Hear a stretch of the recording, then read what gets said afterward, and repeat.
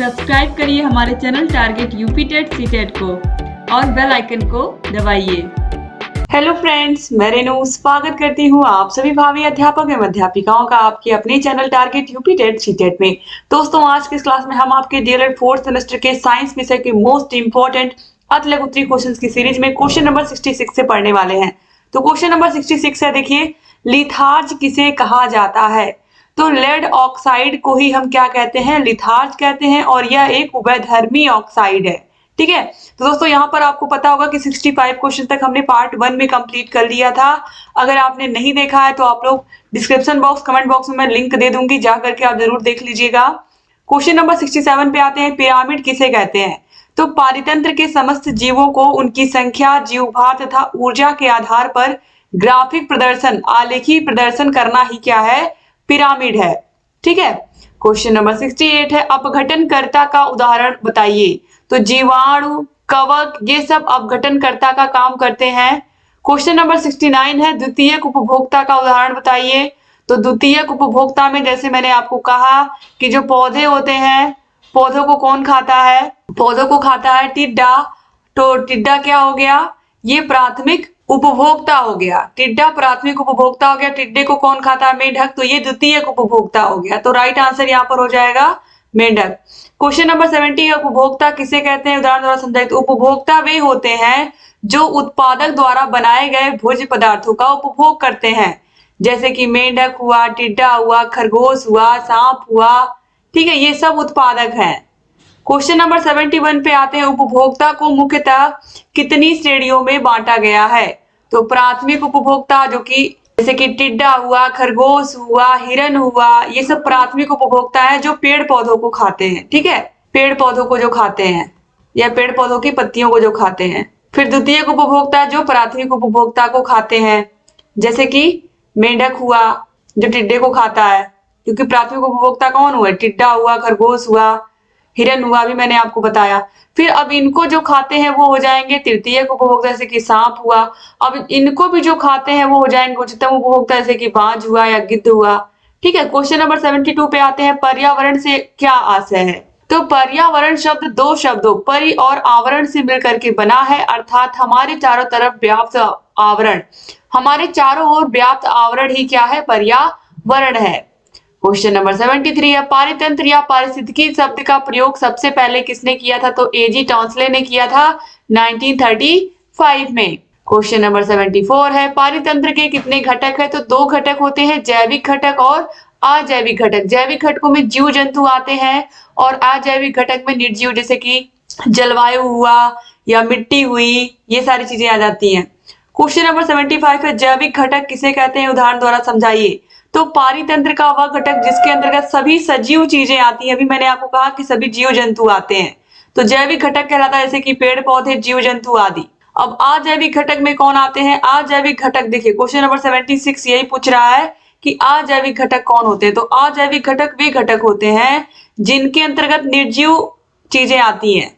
अजैविक घटक में देखिए ताप, दाब, सूर्य का प्रकाश, ये सब चीजें, मिट्टी, ये सब जलवायु, ये सब अजैविक घटक के अंतर्गत आते हैं। क्वेश्चन नंबर 77 है, पारितंत्र किसे कहते हैं? तो पारितंत्र को पारिस्थितिकी भी कहा जाता है। इसके अंतर्गत जैविक तथा अजैविक घटक आते हैं। जैविक तथा अजैविक घटकों के पारस्परिक अथवा आंतरिक संबंध को ही हम क्या कहते हैं? पारितंत्र कहते हैं। जैविक और अजैविक घटकों के पारस्परिक तथा आंतरिक संबंध को पारितंत्र कहा जाता है, याद रखिएगा, क्योंकि सब एक दूसरे पर निर्भर है। क्वेश्चन नंबर 78 पे आते हैं, रुधिर क्या है या रक्त क्या है? तो रुधिर एक तरल संयोजी उत्तक है जो प्लाज्मा एवं रुधिराणु का बना होता है। रुधिर का पीएच 7.4 होता है, अतः यह कहा जाता है कि रुधिर क्षारीय विलयन है। कैसा है? जो रक्त होता है हमारा वो क्षारीय विलयन होता है। तो ये तरल संयोजी उत्तक है, इतना जरूर याद रखिएगा अगर रक्त के बारे में या ब्लड के बारे में एग्जाम में पूछता है। ठीक है, और ये आपको पता ही है कि RBC यानी कि रेड ब्लड सेल्स, WBC यानी कि व्हाइट ब्लड सेल्स और प्लेटलेट्स इसमें बने होते हैं। ठीक है, ये तीन रुधिराणु से मिलकर के बना होता है।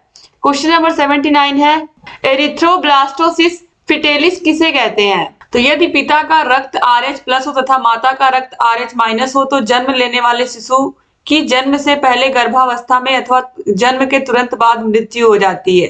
क्वेश्चन नंबर 80 पे आते हैं, धातुओं का प्रमुख स्रोत क्या है? तो पृथ्वी की भू परपटी पर ही मैक्सिमम जितनी धातुएं हैं आपको जो अयस्क मिलते हैं वो यहीं से मिलते हैं। क्वेश्चन नंबर 81 है, खनिज किसे कहते हैं? तो भू परपटी में प्राकृतिक रूप से जो तत्व या यौगिक पाए जाते हैं वे खनिज कहलाते हैं, जैसे कि बॉक्साइट हुआ या हेमेटाइट हुआ, ये सब क्या है? अयस्क है। क्वेश्चन नंबर 82 पे आते हैं, श्वेत रुधिराणु यानी कि डब्ल्यूबीसी के क्या कार्य हैं? तो आप सभी लोगों को पता है कि जो डब्ल्यूबीसी होता है वो हमारे शरीर में रोग प्रतिरोधक क्षमता को बढ़ाता है, रोगों से लड़ने की क्षमता होती है इस ब्लड सेल में, और रोगाणुओं और जीवाणुओं का भक्षण भी करता है। क्वेश्चन नंबर 83 पे आते हैं, हीमोग्लोबिन की मात्रा कम होने पर शरीर में कौन सा रोग होता है? तो हम सभी को पता है रक्त अल्पता, जिसे हम एनीमिया कहते हैं। क्वेश्चन नंबर 84 पे आते हैं, रुधिर प्लेटलेट्स के क्या काम होते हैं? तो ये रुधिर का थक्का बनाने के काम आता है, कहीं चोट लग गई तो उसको रोकने का काम करता है ये। क्वेश्चन नंबर 85 पे आते हैं, एंटीजन तथा एंटीबॉडी में अंतर बताइए। तो एंटीजन लाल रुधिर कणिका में होता है, जबकि एंटीबॉडी प्लाज्मा में पाया जाता है। क्वेश्चन नंबर 86 पे आते हैं, रुधिर वर्ग ओ को सर्वदाता क्यों कहते हैं? तो जो ओ होता है वो सभी को अपना रक्त दे सकता है, यानी कि रुधिर वर्ग ओ को सर्वदाता इसलिए कहा जाता है क्योंकि रुधिर वर्ग ओ में कोई एंटीजन नहीं है तथा यह सभी रुधिर वर्गों को रक्त दे सकता है। क्वेश्चन नंबर 87 है, रुधिर वर्ग ए बी को सर्वग्राही क्यों कहा जाता है? तो इसमें कोई एंटीजन नहीं होता है, अतः यह समस्त रुधिर वर्गों से रुधिर ले सकता है। क्वेश्चन नंबर 88 है, जैविक घटक को कितने भागों में बांटा गया है? तो जैविक घटक को हमने 3 भागों में बांटा है। जो जैविक घटक है, जैसे अभी आपने देखा पारिस्थितिकी तंत्र को 2 भागों में बांटा गया है, जैविक और अजैविक घटक। तो अब जैविक घटक के अंतर्गत कितने भाग हैं? तो देखिए, उत्पादक, उपभोक्ता और अपघटनकर्ता। तो उत्पादक में हरे पेड़ पौधे आते हैं, उपभोक्ता में प्राथमिक, द्वितीयक, तृतीयक और सर्वोच्च उपभोक्ता आते हैं, जिसमें मेंढक, हिरन, बाज ये सब आते हैं, शेर। और अपघटनकर्ता में जो जीवाणु और विषाणु होते हैं, छोटे छोटे जो होते हैं, वो अपघटनकर्ता का काम करते हैं। क्वेश्चन नंबर 89 है, उत्पादक किसे कहते हैं? तो उत्पादक के अंतर्गत समस्त प्रकार के हरे पेड़ पौधे आते हैं। उत्पादक वह होता है जो प्रकाश संश्लेषण की क्रिया के फलस्वरूप भोजन का निर्माण स्वयं करता है, जैसे हरे पेड़ पौधे, नीला, हरा शैवाल आदि। क्वेश्चन नंबर 90 पे आते हैं, द्वितीयक उपभोक्ता से क्या आशय है? तो द्वितीयक उपभोक्ता वे होते हैं जो अपना भोजन प्राथमिक उपभोक्ता से प्राप्त करते हैं। तो प्राथमिक उपभोक्ता से प्राप्त करते हैं, जैसे कि भेड़िया हुआ, बिल्ली हुई, मेंढक हुआ। बिल्ली क्या खाती है? चूहा खाती है, आपको पता है। मेंढक जो है ये टिड्डा खाता है। तो ये सब क्या है? ये जो प्राथमिक उपभोक्ता को खाते हैं वही होते हैं द्वितीयक उपभोक्ता।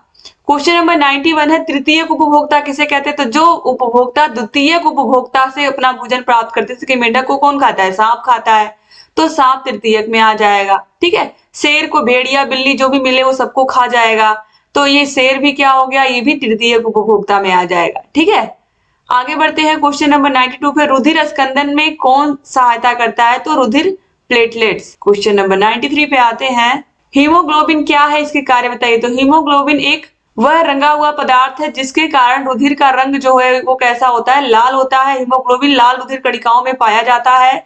मानव शरीर में ऑक्सीजन का संवहन हीमोग्लोबिन के द्वारा ही होता है। क्वेश्चन नंबर 94 है, धमनी एवं सिरा में अंतर बताइए। तो धमनी रक्त को हृदय से अंगों तक पहुंचाती है, यानी कि हार्ट से ये कहाँ ले जाती है? पूरे शरीर तक जो रक्त है या ब्लड है उसको पहुंचाती है, जबकि जो सिरा है वो रक्त को अंगों से हृदय में लाती है। ये पूरे शरीर से कहाँ लाती है? हृदय में लाती है शिरा।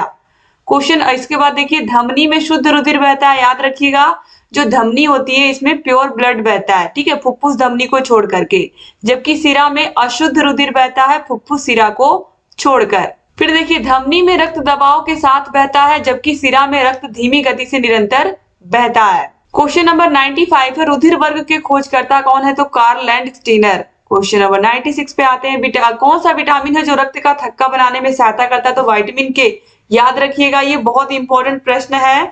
क्वेश्चन नंबर 97 है, रक्त का थक्का बनाने में अनिवार्य प्रोटीन क्या है? तो रक्त का थक्का बनाने में जो बहुत इंपॉर्टेंट प्रोटीन होता है वो होता है फाइब्रिनोजेन। क्वेश्चन नंबर 98 है, सबसे भारी धातु का नाम बताइए। तो ऑस्मियम। ऑस्मियम सबसे भारी धातु है और ये बहुत इंपॉर्टेंट क्वेश्चन है। क्वेश्चन नंबर 99 है, सबसे कठोर धातु का नाम बताइए। तो प्लेटिनम। क्वेश्चन नंबर 100 पे आते हैं, सुचालक किसे कहते हैं? तो जिन पदार्थों से होकर विद्युत आवेश आसानी से प्रवाहित होता है उन्हें हम सुचालक कहते हैं, जैसे कि चांदी, तांबा, एल्यूमिनियम। इन सभी के तार होते हैं और इन सभी से आसानी से जो विद्युत धारा होती है वो प्रवाहित होती है। चांदी चूंकि बहुत महंगा होता है तो तांबे और एल्यूमिनियम के तार हमें रोजमर्रा में देखने को मिल जाते हैं। क्वेश्चन नंबर 101 पे आते हैं दोस्तों, लेकिन यहाँ पर याद रखिएगा कि जो चांदी है ये सबसे अच्छा सुचालक होता है किसका, विद्युत ऊर्जा का या विद्युत आवेश का। क्वेश्चन नंबर 101 है सबसे अच्छा चालक कौन है, तो देखिए चांदी। आप देखिए यहाँ पर मैंने अभी आपको बताया, प्रश्न भी यही पूछ लिया है कि सबसे अच्छा सुचालक पदार्थ कौन होता है जिसमें विद्युत धारा आसानी से प्रवाहित होती है, जो बिजली होती है, तो ये चांदी। और दूसरे स्थान पर इसके बाद कौन आता है, तांबा आता है। क्वेश्चन नंबर 102 है एक आदर्श अमीटर तथा का प्रतिरोध कितना होना चाहिए, तो एक आदर्श अमीटर का जो प्रतिरोध होना चाहिए वो 0 होना चाहिए, 0 होना चाहिए। क्वेश्चन नंबर 103 है प्राकृतिक चुंबक रासायनिक रूप से क्या है, तो प्राकृतिक चुंबक रासायनिक रूप से लोहे का ऑक्साइड है, ठीक है, जिसे हम फेरस ऑक्साइड भी कहते हैं। इसका कोई आकार नहीं होता। क्वेश्चन नंबर 104 है चुंबकत्व क्या है, चुंबक का वह गुण जिसके द्वारा वह लोहे को अपनी ओर आकर्षित करता है, यही क्या कहलाता है, चुंबकत्व कहलाता है। चुंबक के सिरों के निकट चुंबकत्व सबसे अधिक होता है। क्षेत्र चुंबक के ध्रुव कहलाते हैं। चुंबक के ठीक मध्य में चुंबकत्व नहीं होता है। क्वेश्चन नंबर 105 पे आते हैं, चुंबक के गुण बताइए, तो चुंबक के सिरों के मध्य चुंबकत्व सबसे अधिक होता है। ये क्षेत्र चुंबक के ध्रुव कहलाते हैं, जैसे कि ये चुंबक का टुकड़ा है तो ये इस तरीके से N और इस तरीके से S, इस तरीके से अलग अलग बना होता है नॉर्थ पोल और साउथ पोल में। फिर देखिए चुंबक के मध्य में चुंबकत्व नहीं होता है। फिर चुंबक को क्षैतिज तल में स्वतंत्रता पूर्वक लटकाने पर हमेशा वह उत्तर से दक्षिण दिशा की ओर ही ठहरता है। अगर आप चुंबक को स्वतंत्र छोड़ दोगे तो वो हमेशा उत्तर से दक्षिण दिशा में ही रुकेगा, ठीक है, उत्तर से वो हमेशा दक्षिण दिशा में ही झुकेगा। उत्तर की ओर ठहरने वाले ध्रुव को उत्तरी ध्रुव तथा दक्षिण की ओर ठहरने वाले ध्रुव को दक्षिणी ध्रुव कहते हैं। चुंबक के दो ध्रुवों को मिलाने वाली रेखा को चुंबकीय क्षेत्र कहते हैं। क्वेश्चन नंबर 106 है ओम, एम्पियर तथा वोल्ट में क्या संबंध है, तो V इक्वल टू IR होता है, आपको पता है। तो वोल्ट यानी कि विभवांतर बराबर होता है धारा गुणे प्रतिरोध की, तो एम्पियर इंटू ओम। क्वेश्चन नंबर 107 पे आते हैं, रुधिर का रंग लाल क्यों होता है, तो रुधिर का रंग लाल इसलिए होता है क्योंकि इसमें हीमोग्लोबिन पाया जाता है। हीमोग्लोबिन में हीम नामक रंजक होता है जो रुधिर को लाल रंग प्रदान करता है। हीमोग्लोबिन में पाए जाने वाला लौह यौगिक हिमैटिन है। क्वेश्चन नंबर 108 पे आते हैं, आरबीसी तथा डब्ल्यूबीसी तथा रुधिर प्लेटलेट्स का जीवन काल कितना होता है, तो सबसे पहले रेड ब्लड सेल की बात करेंगे हम। लाल रुधिर कणिकाओं की 20 से लेकर के 120 दिन, कहीं कहीं 127 दिन भी दिया है तो कंफ्यूज मत होइएगा, वो भी सही है। फिर डब्ल्यूबीसी व्हाइट ब्लड सेल्स का जो जीवन काल होता है वो 2 से 4 दिन का ही केवल होता है, और रुधिर प्लेटलेट्स का जो होता है वो 3 से 5 दिन का। तो सबसे अधिक आरबीसी का ही होता है, रेड ब्लड सेल्स का ही। क्वेश्चन नंबर 109 पे आते हैं, उस जीव का नाम बताइए जिसमें आरबीसी में केंद्रक पाया जाता है, तो ऊंट एवं लामा नामक स्तनधारी के आरबीसी में केंद्रक पाया जाता है, यानी कि रेड ब्लड सेल में केंद्रक पाया जाता है किसके, ऊंट के और लामा नामक स्तनधारी के। क्वेश्चन नंबर 110 पे आते हैं, आरबीसी लाल रुधिराणु के कार्य बताइए, तो आरबीसी के जो प्रमुख कार्य है उसमें सबसे पहले है कि शरीर के प्रत्येक कोशिका को ये ऑक्सीजन देता है। दूसरा है शरीर के प्रत्येक कोशिका को कार्बन डाइऑक्साइड को वापस ले जाना, और तीसरा है रुधिर को लाल रंग प्रदान करना। इसके अलावा आरबीसी के थ्रू ही पूरे शरीर को पोषक पदार्थों का भी पोषण होता है, याद रखिएगा।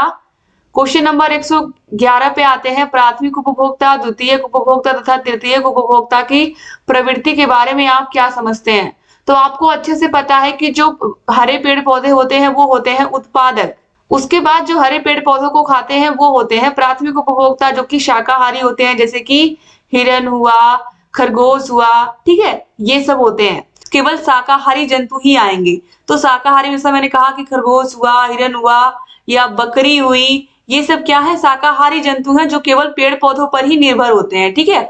अब इनको जो खाते हैं वो द्वितीयक उपभोक्ता में आ जाएंगे, ठीक है। द्वितीयक उपभोक्ता में देखिए सब मांसाहारी होते हैं। अब द्वितीयक उपभोक्ता को जो खाते हैं वो सब आ जाएंगे तृतीयक उपभोक्ता में।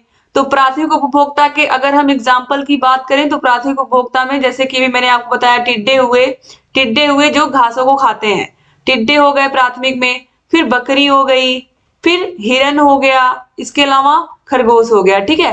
अब देखिए इनको जो खाते हैं वो द्वितीयक में आएंगे, तो द्वितीयक में जैसे कि मेंढक हो गया, ठीक है। अब इसके अलावा तृतीयक की अगर हम बात करें तो इनको जो खाते हैं द्वितीयक को, तृतीयक में जैसे कि सांप हो गया, मेंढक को कौन खाता है, सांप खाता है, तो ये तृतीयक उपभोक्ता हो गया। इस तरीके से यहाँ पर ये जो चक्र है ये चलता रहता है। क्वेश्चन नंबर 112 पे आते हैं, अपघटनकर्ता एवं अपघटक से आप क्या समझते हैं? तो ये बहुत ही अच्छा प्रश्न है। अपघटनकर्ता वे जीव होते हैं जो जटिल पदार्थों को सरल पदार्थों में तोड़ते हैं, यानी कि जो जीव जंतु बहुत दिनों तक ऐसे मरे हुए पड़े होते हैं, सड़े हुए, तो उनको ये क्या करते हैं, ये छोटे छोटे जो जीव होते हैं, जीवाणु होते हैं, कवक होते हैं, ये इनको खाद में कन्वर्ट कर देते हैं या इनका कंपोस्ट खाद बन जाती है। धीरे धीरे ये क्या करते हैं, इनको मिट्टी में बिल्कुल मिला देते हैं। ठीक है, तो ये जटिल पदार्थों को क्या करते हैं, ये सरल पदार्थ में कन्वर्ट कर देते हैं और उन जीव जंतुओं को ये बिल्कुल मिट्टी में मिला देते हैं और ये खाद का काम करते हैं।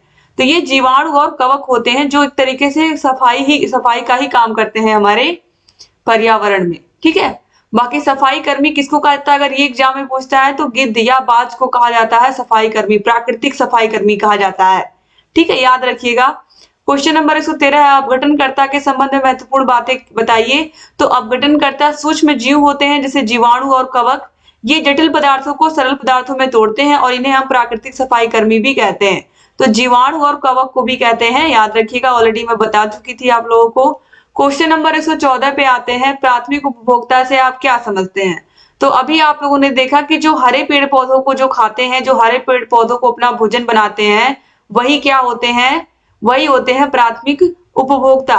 ठीक है, तो देखिए प्राथमिक उपभोक्ता के अंतर्गत शाकाहारी जीव आते हैं जैसे कि खरगोश हुआ, टिड्डा हुआ, हिरन हुआ, हाथी हुआ, घोड़ा हुआ, ये सब क्या है, प्राथमिक उपभोक्ता है, क्योंकि ये पेड़ पौधों पर ही आश्रित होते हैं अपने भोजन के लिए और ये सब शाकाहारी होते हैं। क्वेश्चन नंबर 115 पूछ रहा है, तृतीयक उपभोक्ता का एग्जाम्पल दीजिए। तो अभी आपने देखा था कि हरे पेड़ पौधों को कौन खाता है, टिड्डा, टिड्डा प्राथमिक उपभोक्ता हो गया। टिड्डे को कौन खाता है, मेंढक, मेंढक द्वितीयक उपभोक्ता हो गया।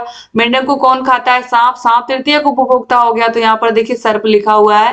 क्वेश्चन नंबर 116 है, सर्वोच्च उपभोक्ता का उदाहरण दीजिए। तो सर्वोच्च उपभोक्ता में मनुष्य और बाज आते हैं या गिद्ध। क्वेश्चन नंबर 117 है, रुधिर का पीएच कितना होता है? तो 7.4 होता है, ये क्षारीय विलयन होता है। क्वेश्चन नंबर 118 है, एक वयस्क व्यक्ति में औसतन कितना रक्त होता है? तो 5 से 6 लीटर रक्त होता है एक वयस्क मनुष्य में।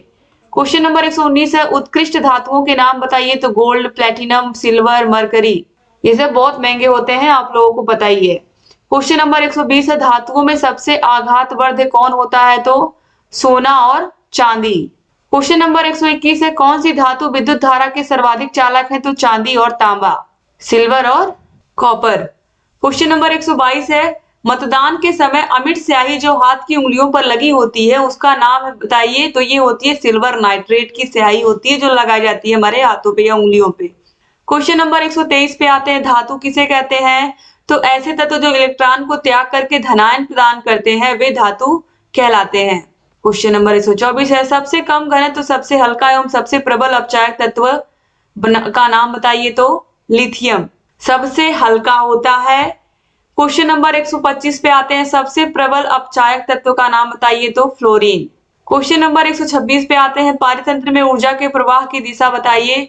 तो पारितंत्र में ऊर्जा का प्रवाह सदैव एक दिशा में ही होता है, यूनिडायरेक्शनल ही होता है। क्वेश्चन नंबर 127 है, उत्तर प्रदेश में कब से कैरी बैग पॉलीथीन को प्रतिबंधित कर दिया गया? 21 फरवरी 2016 से ही, लेकिन आप सभी लोगों को पता है कि बाजार में मिलता है। क्वेश्चन नंबर 128 है, रुधिर परिसंचरण तंत्र के खोजकर्ता कौन है? तो विलियम हार्वे। रुधिर परिसंचरण तंत्र की बात यहाँ पर की गई है, रुधिर वर्ग की बात नहीं की गई है, याद रखिएगा। अलग अलग वैज्ञानिक हैं ये जिन्होंने खोज की है। तो रुधिर वर्ग कार्ल लैंडस्टीनर और रुधिर परिसंचरण तंत्र के खोजकर्ता है विलियम हार्वे।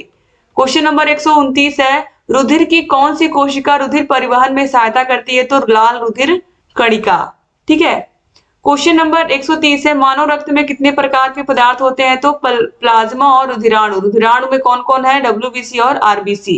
क्वेश्चन नंबर 131 पे आते हैं, प्लाज्मा से आप क्या समझते हैं? रुधिर का लगभग 60% भाग प्लाज्मा होता है। यह अजीवित तरल पदार्थ होता है, इसमें लगभग 90% जल होता है। क्वेश्चन नंबर 132 है, रुधिराणु कितने प्रकार के होते हैं? तो आपको पता है 3 प्रकार के, लाल रुधिराणु यानी कि रेड ब्लड सेल, श्वेत रुधिराणु यानी कि व्हाइट ब्लड सेल और रुधिर प्लेटलेट्स। क्वेश्चन नंबर 133 है, रुधिर का कार्य बताइए। तो रक्त का थक्का बनाना O2, CO2 एवं पचे हुए भोजन, उत्सर्जित पदार्थ तथा हार्मोन का संवहन करना, शरीर के ताप को नियंत्रित करना, शरीर की बीमारियों से रक्षा करना, ये सब काम है रक्त के।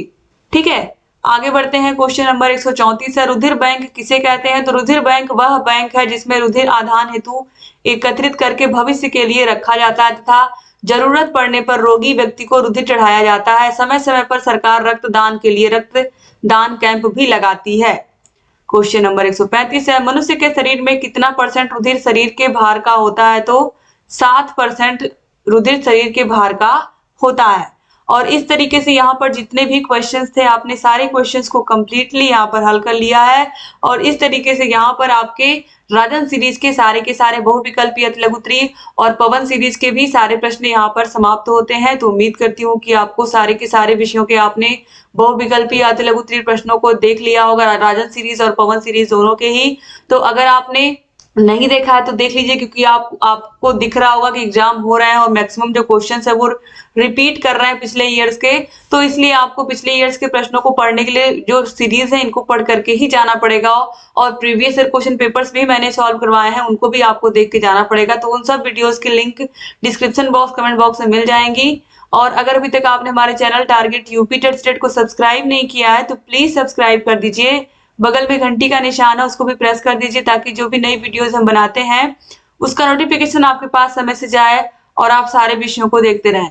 दोस्तों यहाँ पर आप देखिए, अगर आपको हमारे 8 के 8 विषयों के हाथों से लिखे हुए नोट्स चाहिए जो मैंने खुद लिख के बनाए हैं, सारे विषयों के टेस्ट, सारे विषयों की क्लासेस, सारे विषयों की चैप्टर वाइज टेस्ट, सारे विषयों के प्रीवियस ईयर क्वेश्चन पेपर, सारे विषयों राजन सीरीज, पवन सीरीज की पूरी पीडीएफ, ये जो आप देख रहे हो ये पूरी पीडीएफ, और सारे के सारे विषयों के आपको राजन सीरीज, पवन सीरीज की क्लासेस, मास्टर क्लासेस, ये सब आपको मिलेंगे हमारे app target UP TET CTET app में। ऐप की link description box, comment box में मिल जाएंगी। यहाँ पर कॉन्टेक्ट नंबर दिया हुआ है, इस पर कॉन्टेक्ट करके आप सारी जानकारी हमसे ले सकते हैं ऐप के बारे में, कहाँ पर कैसे क्या डाउनलोड करना है और क्या चीजें आगे की प्रक्रिया क्या होनी है। तो डिस्क्रिप्शन बॉक्स, कमेंट बॉक्स में आपको लिंक मिल जाएगी। और कोई भी प्रॉब्लम हो तो कांटेक्ट करिएगा, आपकी सारी समस्याओं का समाधान हम करेंगे। क्लास को शेयर करना मत भूलिएगा। Thank you so much video को पूरा देखने के लिए। जय हिंद दोस्तों।